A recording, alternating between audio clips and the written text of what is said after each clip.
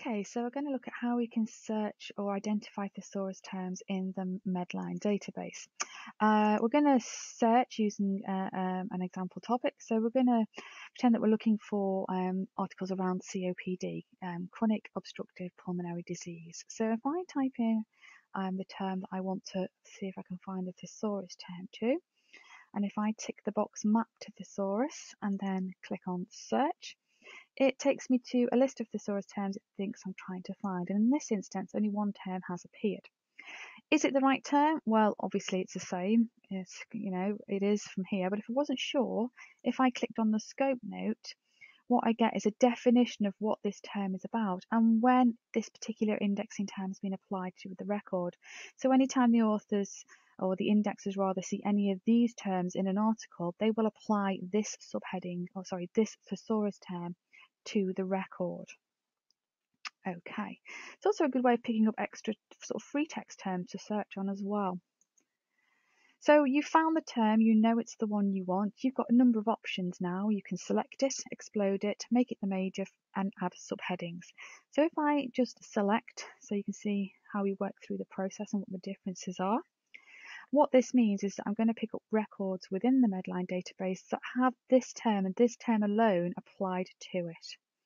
So if I select it and click on search, and what you can see is that in line 1 of my Medline search, the thesaurus term that I've selected appears, and thesaurus terms always tend to be in uppercase in the HDAS databases with a / applied to it. So by selecting that single term COPD, I've got 252,014 results. Okay. Just to kind of go through some of the other options you can play with thesaurus terms. If I remapped my COPD term back to the thesaurus, and this time instead of selecting my term, I'm going to explode it. And remember, what does that mean? Well, within the database, what you see is there is a hierarchy attached to the thesaurus terms. And to see the hierarchy, if you click on the little plus at the side of the thesaurus term, the hierarchy will open up. And when you're exploding a term, it's going to pick up the term that you've selected and any narrower terms that are also related to that particular term. So in this instance for COPD, I will get all my records that have pulmonary disease chronic obstructive attached to them, but also I'm going to pick up the records that now have chronic bronchitis and pulmonary emphysema also indexed, because indexers tend to index at the most specific level. So if the record was about chronic bronchitis and the indexer then applied this particular term to it as a thesaurus term, if you search for COPD on its own and just selected it without exploding, you'd miss these particular articles down here. So exploding means really you're not going to miss anything on that particular topic. And if you select it and then search on it, what you can see is that EXP indicates an exploded term. We have the uppercase thesaurus term here with the /, and you can see the big difference here in the numbers because it's now picking up those narrower but related terms as well.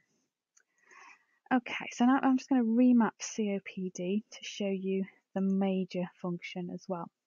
So not only do you select or explode, you've got the option of making it the major. And what does making it the major mean? Well, it means that of those maybe 15 thesaurus terms that are applied to the record, 3 or 4 will be identified by the indexer as being the major focus of the article.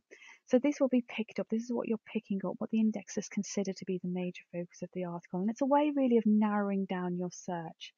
So if you select the major and then click on search, it takes you back to your search page, and you know it's a major thesaurus term by the little asterisk in front of the thesaurus term itself. And yet you can see that actually the number of results has then dropped yet again even further. So the results number has narrowed your search. Okay, so let's have a look at what subheadings are all about. So if we click on COPD to remap it and click search, and this time we click on the subheadings, the subheadings box will open up, and it may be that actually you're interested in a particular aspect of COPD, and there may be a thesaurus term subheading that you can apply to it to really reflect that. So for example, you may be interested in the diagnosis of COPD, so any articles that talk about diagnosis will be picked up. It may be that you're also interested in the etiology as well. And you can pick as many of these different terms as you want. What you'll find is that these subheadings will change depending upon the context of the thesaurus term that you're picking out. So you may not always get a diagnosis subheading, you may not always get a complications subheading. It just depends upon the nature of the term.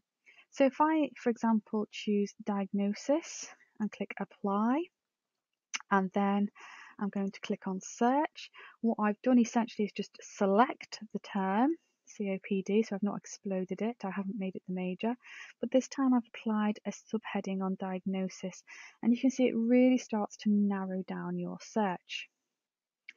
Okay, so that's kind of all of the different options that you have to play with. I'm just going to show you, if I go back in and map my COPD term back again to the list, you've got a number of different options. You can actually pick as many of these as you want to apply at the same time. So you could explode your term and also make it the major focus, which means that you're going to capture everything on this topic. So anything indexed with this particular term, COPD, and any of the narrower terms that are related to it, so the chronic bronchitis, for example.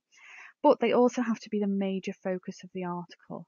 So if I'm going to explode and make it the major focus of the article, again, we're going to get a different number of results, which will be lower than the explode term alone, but probably more than adding the major focus on its own as well. So we're now going to collect articles that are about COPD or the narrower terms related to it, but they have to be a major part of that focus of the article.